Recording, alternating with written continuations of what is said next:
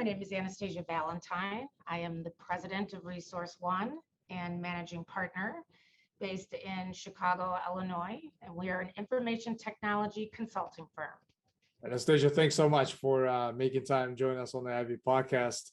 Before we dive in and talk a little bit more about your current company, everything you're building, give us a thumbnail version of your career prior to that. Well, believe it or not, I graduated from Northern Illinois University with a biology degree and a minor in chemistry. My very first job was an invitation to be a technical recruiter. I had decided to stay at school one extra semester, not because I wanted that minor in chemistry, but that's what my parents thought. I wasn't quite ready yet to graduate. So I had kind of a 9-month lapse before I was planning on starting medical school. Joined a company called Advanced Resources at the time, under the helm of Leo Sheridan, who's one of my mentors throughout my career, and helped him open up his first information technology consulting side of his personnel business. Moved into another company as a branch manager, opened up their national IT group here in Chicago as kind of their pilot entity, and then moved over to Resource One, where I have been here for 24 years, actually October 26th. Oh, well, that's exciting and very diverse backgrounds, and congrats on all the success. So tell us a little bit more about what your company is all about. What are some of the competitive advantages that you guys have in your market?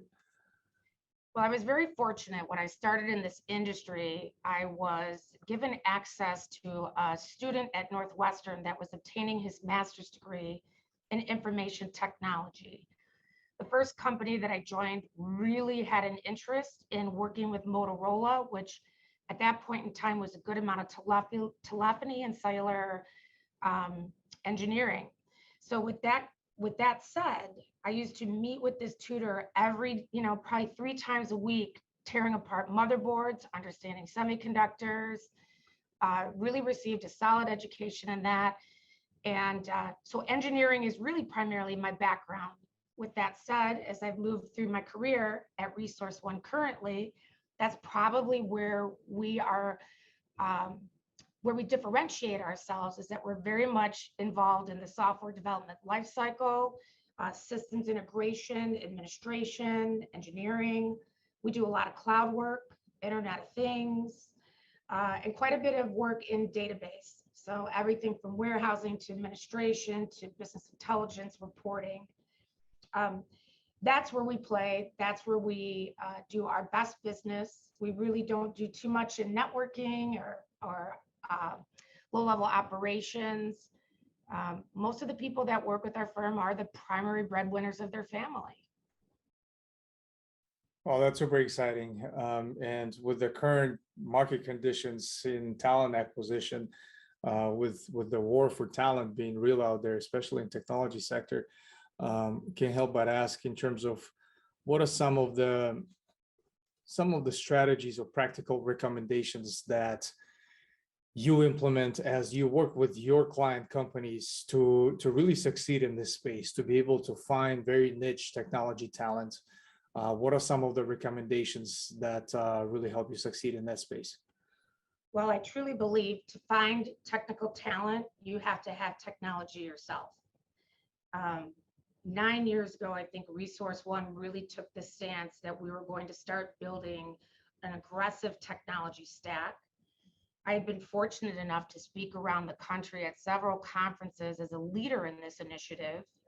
Many of our colleagues are starting to adopt technology, in its inception today, as we're about 9 years into the stack and gracefully moving through digital transformation. And the question is, that's never a great, how graceful can digital transformation be in adult learning and migration? And that's a whole separate issue in itself. But with that said, to find the best talent, I think you need to have the best technology.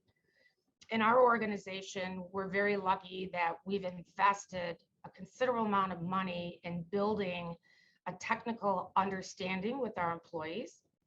So they're able to understand the requisitions, they're able to communicate them appropriately to the talent, It just seems like it's a natural flowing process. We really are mid-market, so we stay away from any type of vendor management type of scenarios. And I think that helps attract sometimes better talent, because they just, they don't want to get involved in that whole, who am I talking to? When am I talking to? Why didn't someone call me back type of scenario? So we primarily specialize in direct. And the best piece of advice that I would give anybody, if you want to operate at a high level of technology, you have to invest in your infrastructure. Right, absolutely. With the shifts in how workforce collaborates, communicates, and just overall future of work, we've seen a great growth in the trend of future of work, in the sense also the extensive leverage of contingent workers, contractors, and consultants, and the overall freelance environments. What have you seen in that particular space in terms of trends and just overall adoption of more agile, more leaner ways to be able to scale up or down for organizations? Just share your thoughts from that perspective of for companies to leverage that. Well, I think a lot of people have the methodology that you have to hire more people to scale up, or lean your staff out to scale down. We have kind of a unique methodology in the way that we look at our business. Our goal is to have as many producers as we can at about a $7 million clip per seat, meaning like each producer here is at their minimum mark becomes about 7 million. So in our case, we have 2 directors of recruiting, one at 7 million, one at 8. We have salespeople that are 8 million, one at 3, one at 4. Our goal is not to hire people, but it's to bring in technology to make the producers we've invested in more efficient within their job, utilizing technology. So people always ask, well, Anastasia, how do you really understand what your ROI is in technology? And I can tell you, if you look at an average user per seat on a Bullhorn or Aviante, right? Maybe in our industry, it's $500,000 to 1.5 million. It's very unusual to even have someone over the 3 million mark. So our goal is to get our whole base up into that 7 million mark, and then we start bringing in right about the 3 million, the next succession to follow in their path. It's kind of how we do it here. That's how we scale. It's about getting our current team to what we would consider close to capacity at an 80% before we bring the next succession layer on. Right, absolutely. As far when it comes to talent retention, and there's been another layer of complexity, especially in the current highly competitive environment, in terms of the organizations that do succeed in this space and those that don't, that are able to retain the top talent, what are the differences that you observe? What are some of the strategies that you deploy as you help your companies have that competitive advantage in terms of being able to retain the top talent? Well, it's kind of like we're talking about the Great Resignation, right? It's interesting. I just did a podcast regarding the Great Resignation a couple of weeks ago, so it's fresh in my mind, and every day I'm thinking about how I change this organization to not focus necessarily on our attrition, but focus on how we can keep people interested in staying here and employed. The bottom line is, it doesn't matter how good any leader is, we're all going to get hit with the Great Resignation. And the question is, how fast can you restructure your organization to continue to attract millennials and Zs? So in our case, I think we've changed our hiring process right out of the gate. We used to have the philosophy that, well, we have time to spend with somebody. So if they don't come to the table with maybe 5 out of 5 skills, if they got 4 out of 5, well, they're going to be here with us for a while. So we have time to train. Now I think what we've come back to is, I'd rather pay $5,000 to $10,000 more for the best talent. I expect they're probably going to stick around here for about 1.5 years if I truly give them a good career path. I can't change the fact that Z's and millennials will have 10 jobs in 16 years. I don't know whether or not, any organization is going to be able to break that trend, but, we're bringing in more resources, outsourcing training, certifications, opportunities, and learning methodologies for these individuals to stay engaged with our organization. And my hope is that maybe we get 3 years out of the, 10 job changes, and that's yet to be seen. Flex work schedules, I mean, it is what it is. That was never part of the culture of our industry. It's really hard for legacies like myself to break a team and an energy of a team, because we realize how dynamic it is when we work together, but it is what it is. And so we've done a better job at figuring out as a management team how we're going to adjust our management style. Adopting a hybrid has been very popular. We have to manage more proactively, and that's what we're doing. And so I guess you put in all of these factors and you hope when the next year and a half comes by, right, that some of this new talent you're bringing on is going to feel that you're a worthy place to stay. Right, absolutely. So with the way you've been in this industry for quite some time, and you've seen it go through different iterations and cycles, in terms of where do you foresee the market going next as far as the trends that you're researching and observing? Share some of those with us. What are the things that you're keeping a closer, hand on the pulse in terms of where the market has a tendency to shift towards to? Well, I think just starting with technology, it's almost impossible today for any company to exist without technology. So I'm lucky that I'm sitting right in what I would consider a natural progression of business today. I think that a lot of companies are going to have a really hard time shifting some of these methodologies and adopting technology to support a lot of these changes that are being mandated, with little time. We're very fortunate because we're small enough that we're mobile, so we can shift, we can change. We have a good technology backbone. We can retrain ourselves how we look at the definition of success, right, through a different lens, and through adoptions of new ways of doing business, is where that's really hard for some companies to shift. I think that the industry is really going to, in general, probably have a great shift. I think that companies that are adopting and have technology are really going to take the lead in some of this. Naturally, I worry about small businesses having the ability to afford training, having the ability to have technology implemented rapidly. We really may start seeing a big divide here on how small businesses emerge into medium businesses and into large businesses. Are they going to have access to everything that the new generation of worker really is going to be demanding? Right, that's very interesting observation.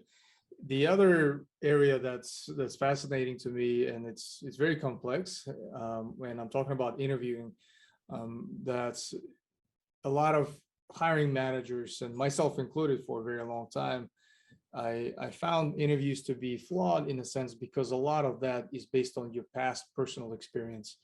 And instead of focusing on what's the strength that's missing on my team, there's a lot more attention or focus on what is the weakness that I can tolerate in that particular candidate when the interview happens. So what are some of the strategies and recommendations that you deploy when you help your client companies when it comes to prepping for the interviews, setting the right expectations? Well, both sides, for candidates as well, in terms of being able to facilitate that two-way street conversation and, improve your batting average when it comes to interviewing. So it's interesting. We look at our close ratio very serious, and it's pretty much the terminology for what you're talking about. How, when you're brokering a skill set to a client, you're acting as an intermediary. How do we, these common faux pas that happen, how do we take this information and deliver it back to both communities? It's interesting.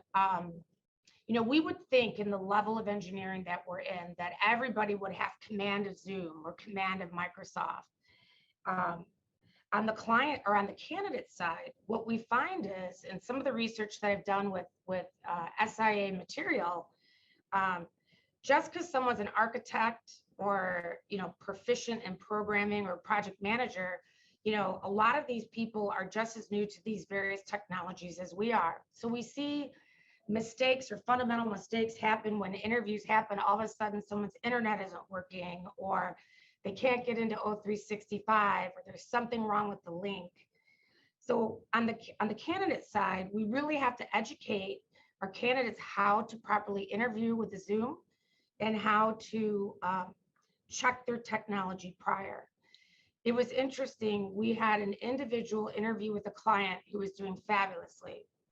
She was having a problem with her connectivity. So she thought it would be in her best interest to turn off her camera, right, to help free up some bandwidth.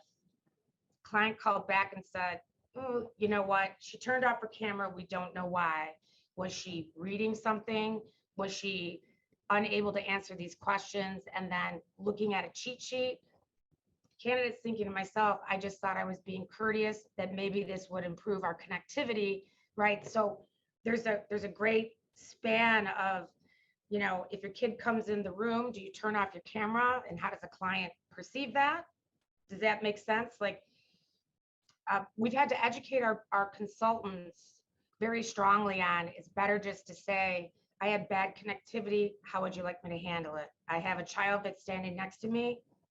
Can you give me one moment? I think people probably react to the truth better than shutting off cameras and that type of business. On the client side, it's speed to market.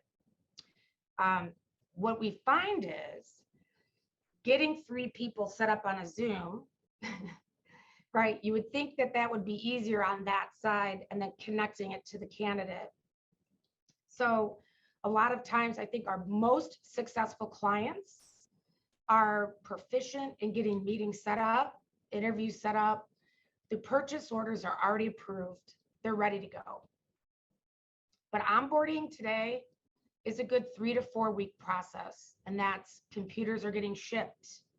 Background checks are being delayed. We're dealing with marijuana, right?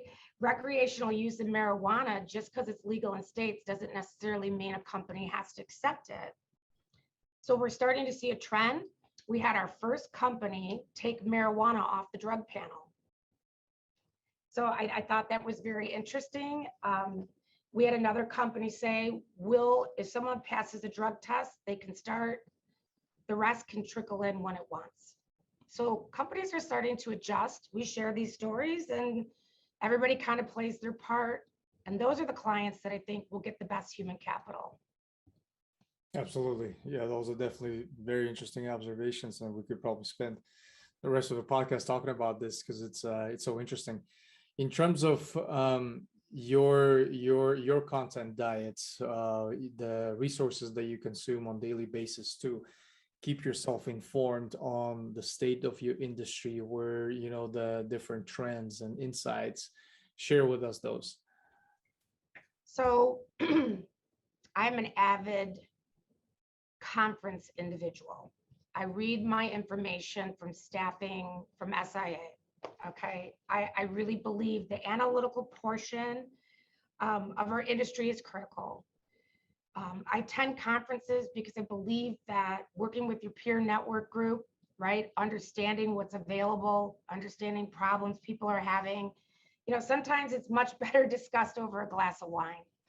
Let's not kid ourselves.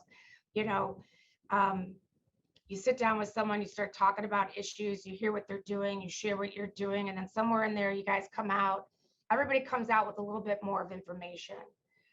I go to probably 5 to 6 conferences a year. I most likely will speak at 4. My goal is every conference that I go to, I bring back a new business partner. At this point in time, we have 24 business partners in our technical stack. And I came back from ASA and I have another one. So at this point in time, actually I have 4, but this one will be a specific company that we will help build APIs and become adopted into the Bullhorn marketplace, which we do quite a bit of that. That's exciting. Yeah, can definitely relate on the conference aspect of that. In terms of, you've been in the industry for quite some time. You've had your great probably deal of share of mentors and coaches and career, just overall advisors. Um, Talk to us a little bit from that perspective, and more importantly, what is one career advice or maybe a series of recommendations and advice that you continuously revert to yourself that you tend to share with others? So I would say through my career, I've had 4 individuals, and each one has served its own purpose in my journey. Um, I'm very fortunate the last 24 years here. I'll start with my largest mentor, or really my most influential mentor, is coming into this company at the age of 27 as a director of recruiting and then becoming the president. The mentor that I worked for owns about 30 something companies. His father was the LBO king of Beatrice Foods, a very well-known family and strong credentials. The interesting part of it is that when I first started here, he used to come into my office and he'd sit down and he'd say, "What's going on?" So naturally, I would just vomit whatever it was, however it was. And then in the middle of a conversation, I noticed at about 3 minutes, he'd get up and he'd walk out. And I'd be like, what the heck? I wasn't done. For 3 years, he did this exercise with me, and he'd get up and he'd walk out. He'd get up and he walked out. And then I finally realized, am I really telling him what he wants to know? So during this time, I had this fabulous executive coach for about 15 years. And I learned very quickly, when someone asks me an open-ended question like that, what's going on? They already know what's going on. So my question back to him is, what is it that you want to know? Right? And so you start changing the dynamics of how you communicate to, people who are really, really established. These aren't long conversations. So what is it you need from me? Let me tell you what you want to know. And then everybody goes on their way. So I've learned to be better at not getting sucked down that rabbit hole. As a woman, right, and having 4 major male mentors, I also learned very quickly that being busy and doing everything for everybody isn't necessarily the definition of a leader. I'm the type of person that everybody will come to. I could solve a problem. I can close any piece of business. It was kind of funny. I'm like the cleaner, right? A problem happens, you go to the cleaner comes in, cleans it up, buries it, and everybody moves on. But what I realized through my career is that I was great as a cleaner, but was I really a leader? Right? Was I capable of really coming up with creative concept, being a visionary for an organization, bringing in resources and talent to really shift what it was that we were trying to accomplish and build? And that was a humbling journey for me, because it was almost like through my career, I had to start over and start rethinking on how I valued even what my contributions were to a team. So it was a great learning journey. This executive coach, John Cundiff, probably was one of the most sobering people I had ever worked with in my life. And I encourage it, because it's really hard when you get to a very successful level to take a step back and realize you might not be what you really think you are, or perceive the way that you believe you are or you want to be. I had another manager who was a great mentor, who, when I started, I had to learn how to make decisions, right? So when I first started, I'd call and call and call, and then I'd get offended. Like a day or 2 goes by. So what happens? I start making these decisions. Finally, after a few months, another one of my mentors, Steve Wolf, comes back to me, and I said, "Steve, why aren't you taking my calls?" He said, "Because if I take your calls, then you're not going to make the decision." So that's how I learned, right? That's how I learned to make decisions, is by somebody forcing me into that uncomfortable feeling of making decisions. And so that was a huge one. one of my mentors, Leo Sheridan, who I still get mentored by today, was my very first job. I learned that if I worked hard, I could wheel and deal for anything that I wanted. So it wasn't uncommon when we were building Motorola that I'd go over to him and he'd say, come on, come on, Anastasia, you can do this. Get 5 this month. What do you want? All right. If I get 5 this month, will you get me rollerblades? Absolutely. So I'd hustle and hustle and hustle. And I remember back at that time, we had like rolling paper fax machines. You had to get your ad in the newspaper by Friday by 5. Like internet was non-existent. It was a 70-hour work week, but I got those rollerblades.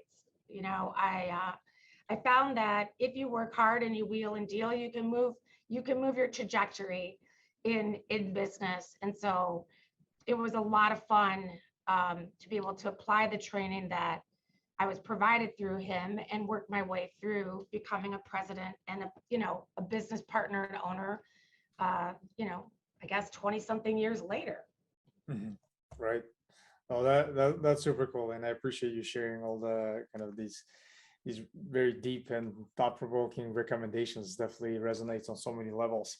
Anastasia, can't thank you enough for your time today. It was very short and insightful conversation. What I love doing with a lot of the guests on the podcast is do a follow-up recording in about a year where we revisit the conversation from a year ago and see if everything we've discussed still applies, still makes sense. So I'm definitely looking forward to doing that with you as well. Well, I hope that I'll be able to keep some millennials and Gen Zs here for that time period. So now we'll have a good measurement period of all these changes. We'll see if they actually work. That sounds like a plan. Definitely. Thanks so much for your time today. Thank you so much, John.